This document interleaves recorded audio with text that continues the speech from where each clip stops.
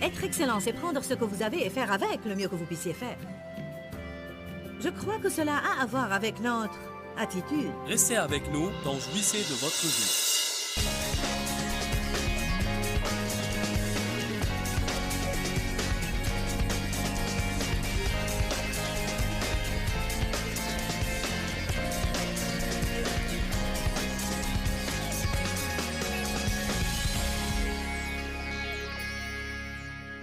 Je veux des amis qui recherchent l'excellence et l'intégrité. Rechercher veut dire se lever et poursuivre. Le message d'aujourd'hui est intitulé « Poursuivre l'excellence et l'intégrité ». Ces vertus ne tombent pas sur vous. Si vous voulez être des personnes excellentes qui vivent selon l'intégrité, alors vous aurez à poursuivre l'excellence. Vous aurez à faire le pas supplémentaire pour essayer de développer ces vertus. Je prie que vous permettiez à Dieu d'accomplir sa volonté dans vos relations. Si vous avez des relations qui empoisonnent votre vie, si vous êtes toujours attaché à des amis de votre passé, ou à des chrétiens tièdes et médiocres qui ne veulent pas vraiment poursuivre leur chemin avec Dieu, mais qui font toujours des compromis, si vous sortez toujours avec des chrétiens compromettants, je prie que vous sortiez du milieu d'eux et que vous fassiez confiance à Dieu pour qu'il vous donne des connexions divines. Je veux dire des personnes qui vous affineraient, des personnes qui vous inciteraient à faire de votre mieux, des personnes qui, du fait de leur présence, vous encourageraient à vous élever plus haut. Amen. Qu'est-ce qu'on voit dans le monde aujourd'hui? On voit très peu d'excellence, très peu d'intégrité, d'engagement, de discipline, de principe, de devoir, d'honneur, de vérité et de caractère pieux. Ça vous fera du bien de prendre un dictionnaire et d'étudier chacun de ces mots. Par exemple, j'ai cherché le mot devoir et il veut dire se comporter selon la volonté des parents et des supérieurs. C'est notre devoir de respecter nos supérieurs. C'est un devoir. Dieu dit que c'est un devoir de respecter l'autorité. Il dit que c'est le devoir des enfants de respecter leurs parents et c'est leur devoir de prendre soin d'eux quand ils vieillissent et n'arrivent plus à prendre soin d'eux-mêmes. Il n'est pas écrit « Faites ceci seulement s'ils vous ont bien traité ». Faites attention, vous allez vieillir un jour. Que savons-nous à propos du devoir? Combien de personnes font des choses juste parce que c'est leur devoir de les faire? Vous entendez ce mot rarement. Je pense qu'il vaudrait beaucoup mieux pour nous qu'on revienne à quelques principes qu'on a oubliés depuis longtemps, en pensant qu'ils sont dépassés. Qu'est devenu l'honneur? Honore ton père et ta mère afin que tes jours se prolongent sur la terre. C'est un commandement avec une promesse. Si vous voulez que vos jours se prolongent, vaut mieux que vous respectiez vos parents. Je n'ai pas nécessairement apprécié tout ce qui m'est arrivé dans mon enfance et j'ai été longtemps rebutée à ce propos. Mais le Seigneur m'a dit enfin, bien, ils t'ont nourri, ils t'ont envoyé à l'école, tu respires, n'est-ce pas? En d'autres termes, il disait, trouve quelque chose de positif et pense-y. On prend soin de nos parents et je suis contente de le faire. Je suis contente et je suis fière de le faire. Je vais le faire jusqu'à ce que Dieu les appelle chez lui. Mais dans le passé, je ne faisais pas cela. J'ai senti que Dieu a commencé à me montrer que si je ne fais pas mon devoir, cela affectera mon onction. Je crains Dieu en ce qui concerne l'onction, car je sais que c'est tout ce que j'ai. Je ne fais rien de spécial. Et si je ne garde pas l'onction que j'ai, les gens ne viendront plus. Vous n'êtes pas venu là aujourd'hui pour voir mes jolis vêtements ou mes cheveux colorés ou mon nouveau visage ou quoi que vous pensiez que vous êtes venu voir. Vous pensez que je me soucie de dire que j'ai subi des chirurgies esthétiques? Pas du tout.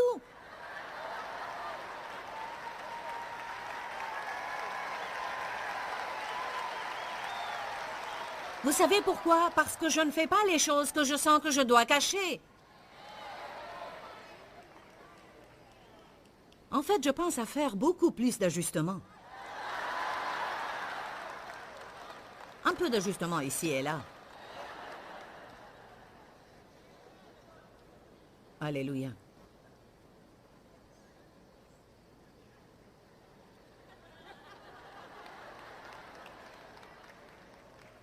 Quand vous êtes honnête, vous êtes...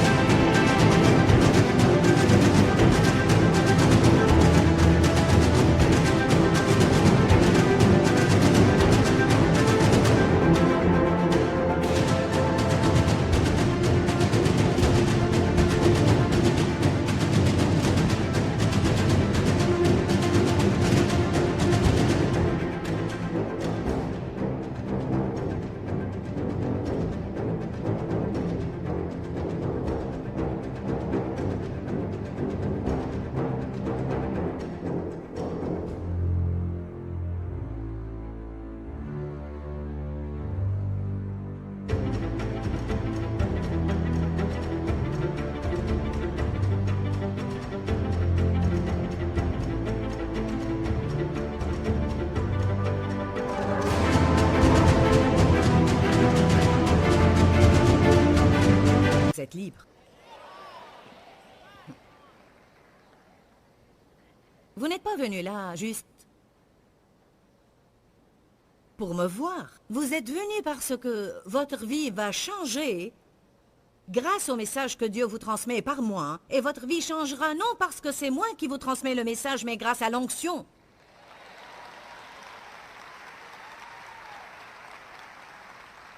Vous n'allez pas avoir une grande onction si vous êtes indolent ou médiocre. Ou peut-être vous aurez une onction médiocre, je ne sais pas. Mais je veux une onction excellente parce que je veux avoir un ministère excellent. Et je veux faire d'excellentes choses parce que je sers un Dieu excellent. C'est pourquoi j'ai d'excellents conducteurs de louanges. On aurait pu chanter 2 ou 3 chants n'importe comment, mais nous consacrons notre temps, nos efforts, notre argent et notre travail pour la musique dans ce ministère parce que je crois que l'onction de Dieu est présente sur la musique. Pourquoi pensez-vous que le diable fait de son mieux pour transformer la bonne musique en une mauvaise musique? Devoir. Qu'est devenu le respect de l'autorité? Vous savez, un homme intègre ou une femme intègre respecteront l'autorité. Ils se soumettront aux autorités, ils apprendront à le faire avec une bonne attitude. Ils ne permettront pas à l'esprit de rébellion de contrôler leur vie, car ils savent que ce n'est pas la volonté de Dieu. Eh bien, mon patron est sévère.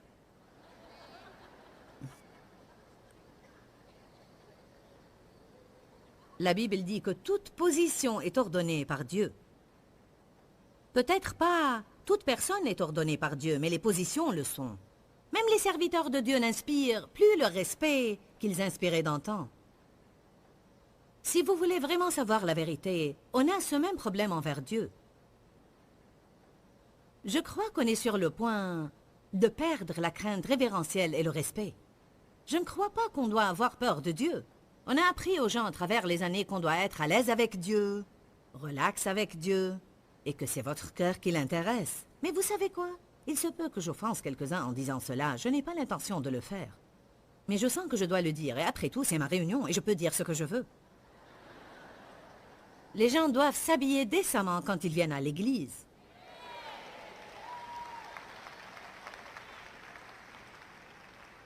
Voici pourquoi je dis cela. Il faut qu'on fasse attention de ne pas adopter une attitude de familiarité envers Dieu et envers notre relation avec lui. Je sais que votre façon de vous habiller n'a rien à voir avec votre amour pour Dieu. Qui d'entre vous comprend ce que je dis? Quand Dave et moi, on était jeunes, mariés, et on allait à l'église tout le temps, sans même réfléchir à cela, on mettait nos vêtements du dimanche. Les enfants s'habillaient et tout le monde s'habillait pour aller à l'église. Pour être honnête, quand on a rejoint les églises charismatiques, les églises les plus libérées,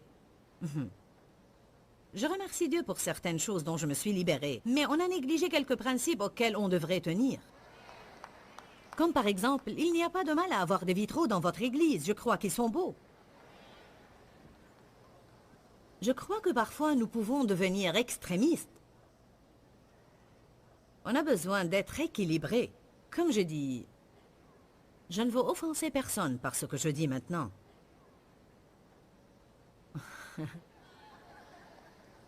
On ne peut pas laisser les choses aller de plus en plus à la dérive. Il faut qu'on ait des standards. Être excellent, c'est prendre ce que vous avez et faire avec le mieux que vous puissiez faire. Je crois que cela a à voir avec notre attitude. Je me sens mieux dans ma peau quand je parais belle. Je me sens mieux quand je me donne un coup de peigne. Je suis comme ça. Peut-être que cela ne vous affecte pas, mais ça m'affecte à moi. Tout ce que je suis en train de faire, c'est vous aider à être au mieux que vous puissiez être. Pour Dieu! Vous n'avez pas à le faire pour moi. Faisons de notre mieux pour Dieu. Peut-être vous avez une ancienne voiture, mais cela ne veut pas dire qu'elle doit être sale et pleine de papier de sandwich et de bouteilles de soda.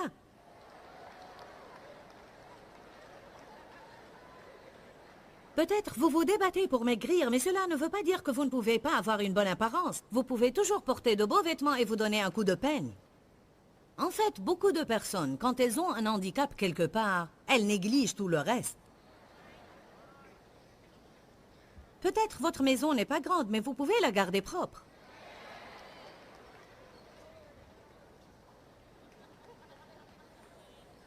Si vous ne prenez pas soin de ce que vous avez, il est probable que Dieu ne vous donnera plus. Peut-être vous n'avez pas beaucoup de vêtements, mais vous pouvez garder ceux que vous avez bien repassés et propres. En utilisant quelques accessoires variés, vous pouvez les faire passer pour des vêtements différents. Qu'est-ce que je...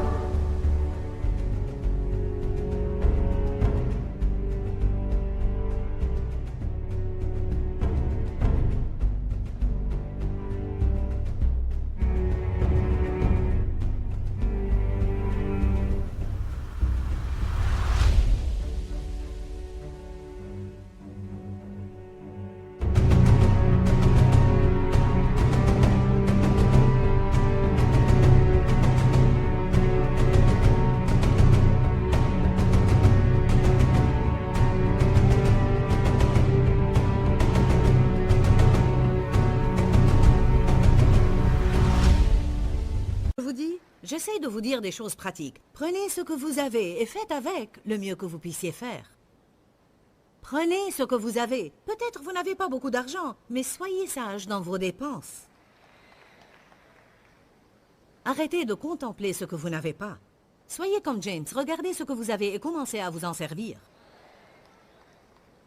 Et James Wilson est un jeune homme qui a le don de chanter et qui est handicapé à cause de la scoliose, mais il garde toujours une attitude positive en faisant confiance à Dieu, sans se plaindre et s'apitoyer sur lui-même, mais en faisant confiance à Dieu. Il fait confiance à Dieu et il avance, il se sert de ce qu'il a.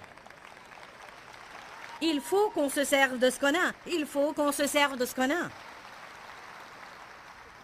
L'excellence, c'est prendre ce que vous avez et en faire le mieux que vous puissiez faire. La définition hébraïque de l'intégrité est être complet ou accompli. Accompli ou complet parce qu'on a. En d'autres termes, on n'a besoin de rien d'autre. Dans le sens moral, elle veut dire parfait et irréprochable. Une condition intacte. Le dictionnaire dit sûreté et observation stricte du code des valeurs morales. C'est probablement cette partie-là qu'on veut dans cette définition. En d'autres termes, l'intégrité, c'est tracer une limite dans votre vie et dire « Voilà, voici ma limite, et je ne veux pas dépasser cette ligne quoi qu'il m'arrive. » Je vais regarder ces films et non cela. Je vais parler de ceci mais pas de cela. C'est ce que je vais faire et c'est ce que je ne vais pas faire. C'est ça la liberté de choisir. On décide ce qu'on va faire et ce qu'on ne va pas faire. Il faut qu'on soit des personnes intègres. Pourquoi on a besoin de direction? Pourquoi on a tellement besoin de personnes dans l'autorité? J'aurais fait cela, mais je ne me suis pas préparée et ce serait compliqué de le faire maintenant. Mais si j'avais invité l'orchestre à venir ici et j'avais dit « Suivez l'inspiration du Saint-Esprit », et j'avais dit aussi « Jouez et chantez tout ce que vous avez à cœur », une des raisons principales qui empêchent les gens, surtout dans l'arène spirituelle, d'être soumis aux autorités, c'est qu'ils pensent « Je peux entendre de Dieu ». Tu n'entends pas de Dieu, moi j'entends de Dieu. Bien, on peut tous entendre de Dieu, Vous entendez de Dieu en ce qui concerne votre vie, mais vous n'allez pas entendre de Dieu au sujet de mon ministère. Dieu ne vous l'a pas donné et vous n'allez pas le diriger.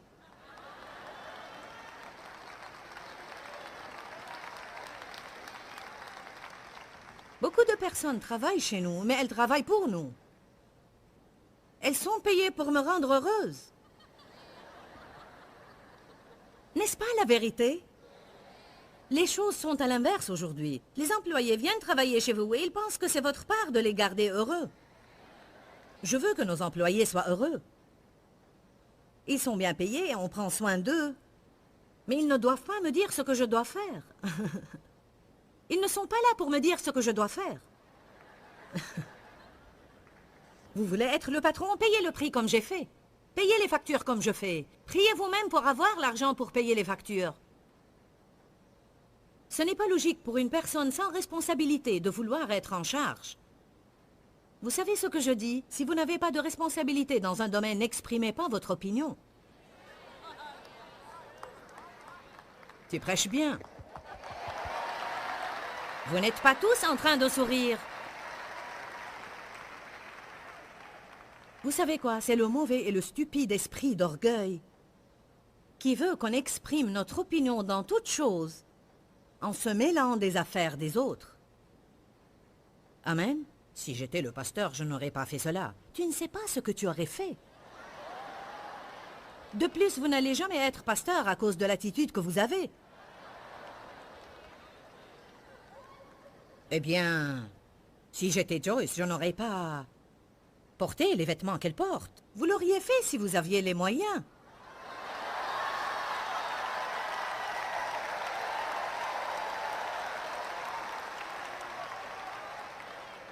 Je ne crois pas qu'il est bon pour elle de faire une chirurgie esthétique. Pourquoi pas? Parce que vous ne pouvez pas la faire vous-même?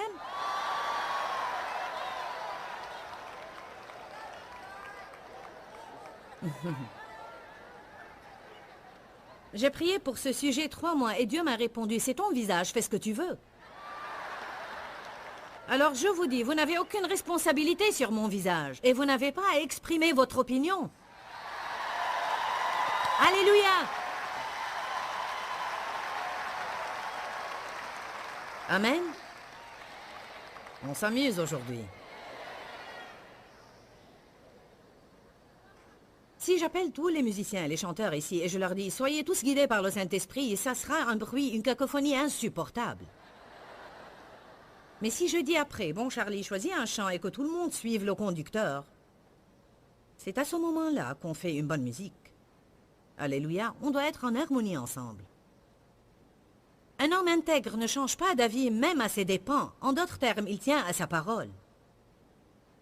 Un homme intègre s'efforce de garder la conscience tranquille. Allez aux Actes des Apôtres 24, 16.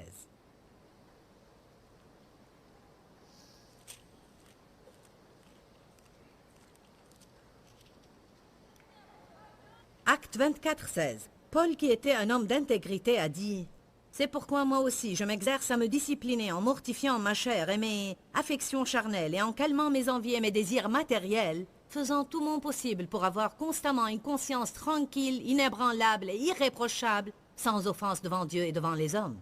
Laissez-moi vous dire quelque chose. Il est impossible de vivre dans l'intégrité sans écouter votre conscience. Tant que vous faites des choses envers lesquelles vous n'avez pas la paix, alors vous ne marchez pas dans l'intégrité, parce qu'on doit écouter notre conscience. L'homme intègre reçoit heureusement l'instruction.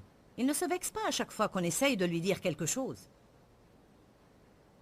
Il fait attention aux petites choses. Michel-Ange a passé un long temps à peindre un coin du plafond de la chapelle Sixtine. Un ami lui a dit « Pourquoi tu t'occupes de ce coin? Personne ne va le voir de toute façon. » Michel-Ange a répondu « Dieu le verra. » J'aime cela. L'homme intègre est intéressé et ému par les besoins des autres autour de lui. Jésus était certainement un homme intègre. La Bible dit dans différents passages et répétitivement que Jésus fut ému de compassion quand il a vu les situations des personnes. Il fut ému pour les aider. Une personne intègre vit dans le présent. Elle refuse d'énumérer les déceptions et les échecs d'hier. Elle ne peut pas être contrôlée ou manipulée par les gens. Elle reçoit des instructions d'une puissance supérieure. J'aime cela. Alléluia.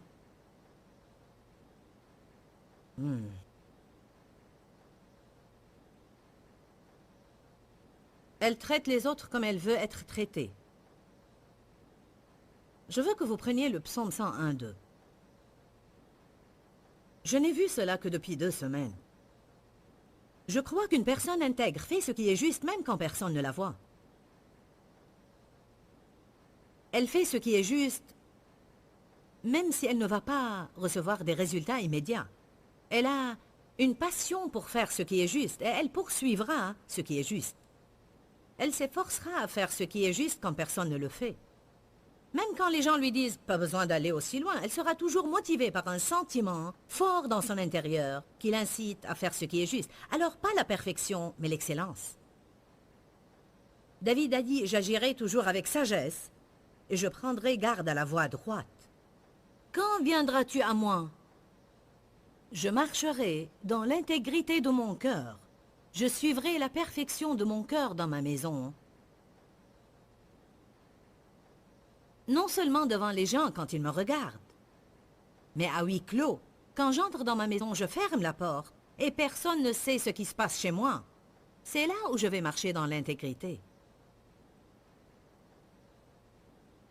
Je ne veux pas permettre aux autres de dire « j'ai connu Dave et Joyce personnellement et je vous assure qu'ils ne vivent pas ce qu'ils prêchent ». Je veux que les gens disent le contraire. Ils sont stables tout le temps, ils vivent ce qu'ils prêchent. Les personnes intègres non seulement font ce qui est juste, mais ils le font avec de bons motifs. Ils examinent leurs motifs. J'aime toujours examiner mes motifs. Je n'aime pas faire les choses juste pour les faire. Je veux savoir pourquoi je les fais. Je les fais avec de bons motifs? Je vous donne quelque chose pour gagner votre faveur ou je vous le donne car je vous aime? J'étais sincère quand je vous ai fait un compliment ou ce n'était que des flatteries? Les motifs sont très importants.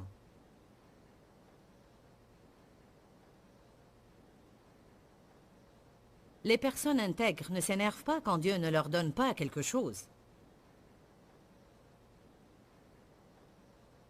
Elles lui font confiance dans tout domaine de leur vie. Si Dieu ne me le donne pas, alors cela veut dire que je ne suis pas censé l'avoir. Alors les personnes intègres finiront par être très heureuses, car elles ne se débattent pas pour avoir les choses qu'elles n'ont pas.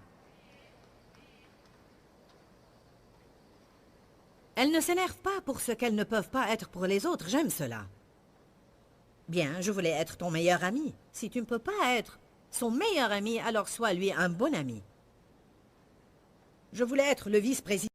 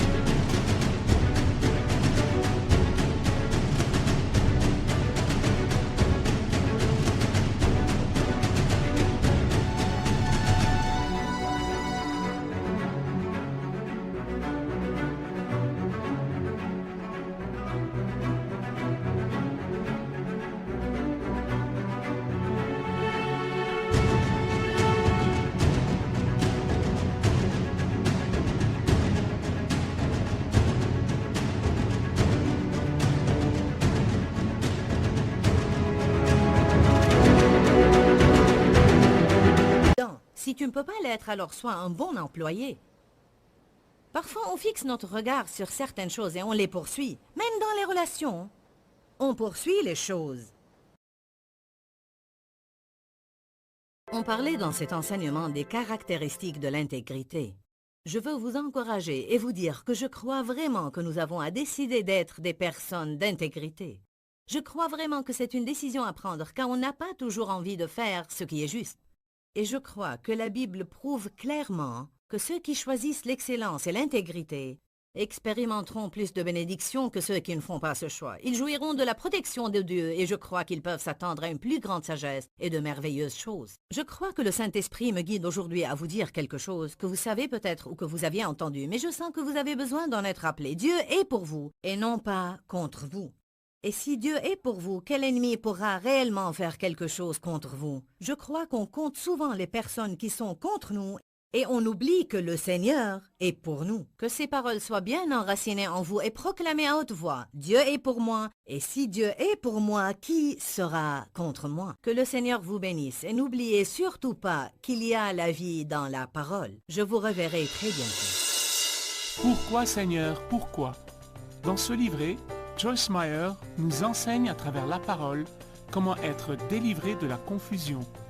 Pour obtenir ce livret gratuitement, écrivez-nous à Joyce Meyer, boîte postale 40095-6300 Larnaca, Chypre.